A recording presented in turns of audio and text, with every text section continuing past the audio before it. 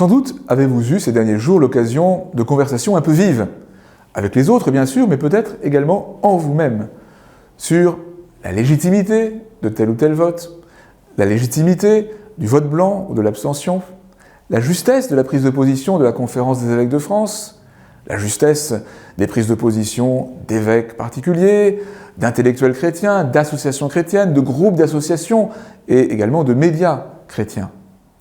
Comment, dans ce contexte, voter en conscience, comme nous y invite la Conférence des évêques de France?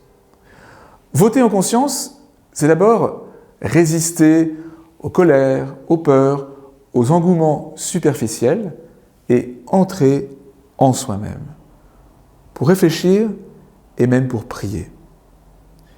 Et puis voter en conscience, c'est se laisser éclairer par l'Évangile, bien sûr, transmis par le magistère vivant de l'Église, et pour ce qui concerne le champ politique, par la doctrine sociale de l'Église. Chacun peut mettre en regard les professions de foi des candidats, cette expression est d'ailleurs à la fois ambivalente et significative, et les points essentiels de la doctrine sociale de l'Église: dignité de la personne humaine, liberté éducative, respect de la famille, mais aussi attention aux plus fragiles, solidarité sociale et européenne, juste laïcité, juste réponse à la crise migratoire, écologie intégrale.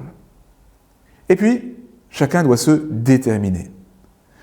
Le signe qu'une décision est prise en conscience, avec une conscience éclairée, c'est la paix profonde que nous donne cette décision.